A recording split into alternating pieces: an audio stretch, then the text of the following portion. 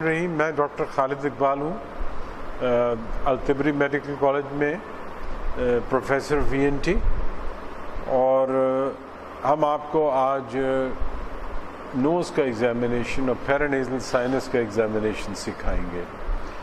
اچھا، یہ واضح رہے کہ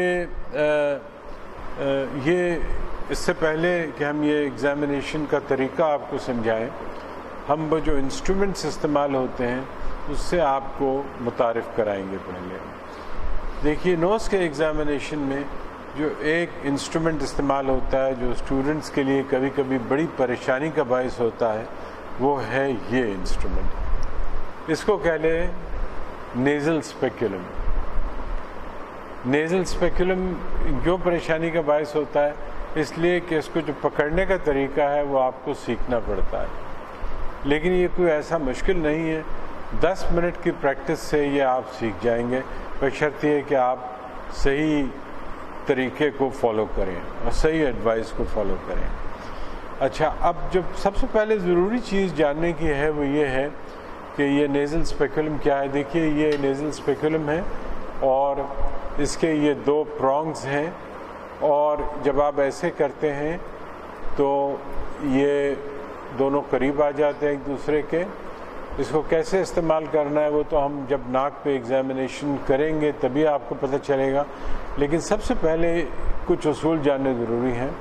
اس کو ہمیشہ لیفٹ ہینڈ میں پکڑتے ہیں، چاہے آپ سیدھا ہاتھ استعمال کرنے والے ہوں، چاہے آپ الٹا ہاتھ استعمال کرنے والے ہوں، ہر صورت میں آپ کو اس کو لیفٹ ہینڈ میں ہی پکڑنا ہے۔ اس سے کوئی فرق نہیں پڑتا کہ آپ کون سا ہاتھ ڈومیننٹلی یا زیادہ تر استعمال کرتے ہیں، یہ آپ کو الٹے ہاتھ میں ہی پکڑنا ہے۔ اگر آپ ایسا نہیں کریں گے تو یہ ایک فالٹ ہوگا اور ایگزامینر اس کا نوٹس لے گا، اور بہت سارے لوگ محض اتنی چھوٹی سی غلطی کی بنیاد پر کبھی کبھی امتحان میں فیل بھی ہوئے ہیں۔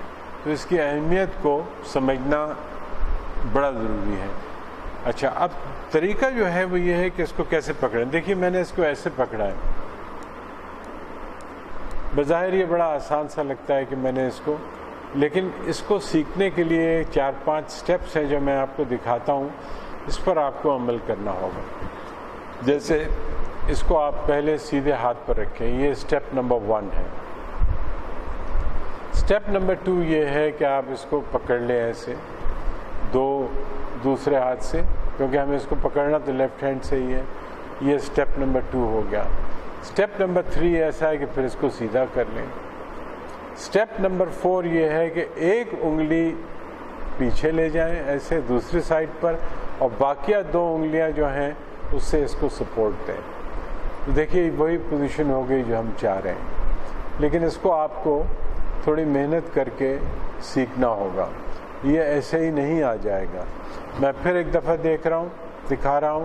یہ سٹیپ نمبر 1 ہے، یہ سٹیپ نمبر 2 ہے، یہ سٹیپ نمبر 3 ہے، یہ سٹیپ نمبر 4 ہے کہ 2 انگلیوں سے سپورٹ، اور سٹیپ نمبر 5 کہ ایک انگلی دوسری سائڈ پہ لے جانا، اور تھوڑی سی ایڈجسٹمنٹ کریں گے اور آپ کو اس کا استعمال آ جائے گا۔ یہ نیزل اسپیکولم ہے۔ بچوں میں چھوٹے سائز کا استعمال کریں گے، یہ ایڈلٹس کے لیے ہے، ٹھیک ہے۔ تو سب سے پہلی چیز تو یہ نیزل اسپیکولم ہو گیا۔ دیکھیے، چھوٹے سائز کا یہ ہے نیزل اسپیکولم، ہر سائز کا اویلیبل ہوتا ہے، اور اس کو آپ مریض کی عمر کے حساب سے چوز کرتے ہیں کہ کون سا سائز کس مریض کے لیے موزوں یا اپروپریٹ ہوگا۔ دوسری چیز جو ہم ناک کے معائنے میں استعمال کرتے ہیں، یہ ہم تھروٹ میں بھی استعمال کرتے ہیں، اس کو آپ ٹنگ ڈپریسر کہتے ہیں۔ ناک میں یہ کسی اور پرپس کے لیے استعمال ہوتا ہے۔ ناک میں یہ اس کو میجر کرنے کے لیے استعمال ہوتا ہے کہ ناک سے ہوا کا گزر کتنا ہے۔ اگر اس کو آپ ناک کے ساتھ لگا دیں گے، اس کو میں ابھی آپ کو ڈیمو دوں گا، اور یہ دیکھیں گے کہ اگر ہوا کا گزر اچھا ہے تو اس پر وہ فوگنگ کا نشان یا موئسچر کا نشان آئے گا۔ تو لیفٹ سائڈ کا اور رائٹ سائڈ کا جو نشان ہوگا اس کو آپ کمپیئر کر لیں گے۔ اگر یہ لیفٹ سائڈ پہ زیادہ ہے تو اس کا مطلب ہے کہ وہاں پیٹنسی اچھی ہے، وہاں ہوا کا گزر اچھا ہے، اور اگر کسی سائٹ پر یہ نشان آیا ہی نہیں فوگنگ کا تو اس کا مطلب ہے کہ ہوا کا گزر ناک کی اس سائٹ سے نہ ہونے کے برابر ہے یا بالکل نہیں ہے، یا کوئی رکاوٹ ہے جس کی وجہ سے ایسا ہے۔ یہ ایک بڑا آسان سا ٹیسٹ ہے اور ایک آئیڈیا دیتا ہے کہ مریض جب یہ کہہ رہا ہے کہ میری ناک بند ہے تو اس کو آپ میجر کر سکتے ہیں، اس کو ناپ سکتے ہیں، اس کی تنگی کا جو ناک کی ہے اندازہ لگا سکتے ہیں کہ کیا دشواری ہے۔ دوسرا انسٹرومنٹ یہ ہو گیا، اس کو آپ کہیں گے ٹنگ ڈپریسر، مگر یہ ناک میں پیٹنسی ٹیسٹنگ کے لیے استعمال ہوتا ہے۔ تیسری چیز جو ناک میں امپورٹنٹ ہے، کبھی کبھی آپ یہ جو ایئر میں بھی استعمال کرتے ہیں، یہ پروب کہلاتی ہے۔ کبھی کبھی ناک کے اندر کوئی میس ہوتا ہے، کوئی ٹیومر ہوتی ہے یا کوئی پالپ ہوتا ہے، تو آپ کو یہ فیصلہ کرنا مشکل ہو جاتا ہے کہ یہ ٹربنٹ ہے یا پالپ ہے یا کوئی ٹیومر میس ہے۔ تو وہاں آپ کو اس کو ویسے ہی تھوڑی سی کاٹن چڑھا کے اس سائٹ پر اس کے، اور اس سے آپ اس کو پروب ٹیسٹ کہتے ہیں۔ یہ ہر ایک میں نہیں کریں گے، یہ آپ اسی میں کریں گے جس میں آپ کو شبہ ہے کہ یہ ٹربنٹ ہے یا کوئی ایڈیشنل ماس ہے یا پالپ ہے، ٹھیک ہے۔ چوتھی چیز جو ناک میں آپ استعمال کرتے ہیں وہ ایک مرر ہے، اور یہ مرر جو ہے اس کا شیپ اس مرر سے مختلف ہے جو ہم نے انڈائریکٹ لارنگوسکوپی میں استعمال کیا۔ آپ دیکھیں گے کہ اس کے اندر ایک بینڈ پرووائڈ کیا گیا ہے، وہ مرر اسٹریٹ تھا، اور اس کے جو مرر کا سائز ہے وہ عموماً چھوٹا ہے بنسبت انڈائریکٹ لارنگوسکوپی کے۔ اس میں جو مرر کا سائز تھا وہ کافی بڑا بھی یوز کر سکتے ہیں، چھوٹا بھی، مگر اس میں بڑا مرر کیونکہ ناک کا پچھلا حصہ یا نیزوفیرنگس چھوٹا ہوتا ہے تو دشوار ہو جائے گا، تو اس لیے چھوٹے سائز کا مرر لینا اچھا ہوگا۔